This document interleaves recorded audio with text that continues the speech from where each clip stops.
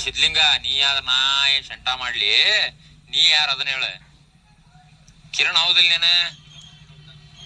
ಯಾರಿಗ್ ಬೈತಾ ಇದೀನಿ ನೀನು ಹೌದಂದ್ರ ಹೌದನ್ನ ಇಲ್ಲ ಇಲ್ಲ ಅನ್ನ ತುಣ್ಯಪ್ಪ ಜಾಸ್ತಿ ಮಾತಾಡ ತುದಿ ಮಗನೇ ಎಂತ ಬೈತಾ ಇದೀನಿ ಏ ನಾನ ನನ್ ರೊಕ್ಕ ಖರ್ಚು ಮಾಡಿ ನಾನ ಹಚ್ಚಿ ನನಗ್ ಗೊತ್ತೈತಿ ಮಿಂಡ್ರಿ ಮಗ ನೀ ಅದ್ನ ಹೇಳೋದು ಬೇಡ ನೀ ಕಿರಣ್ ಹೌದಿಲ್ಲ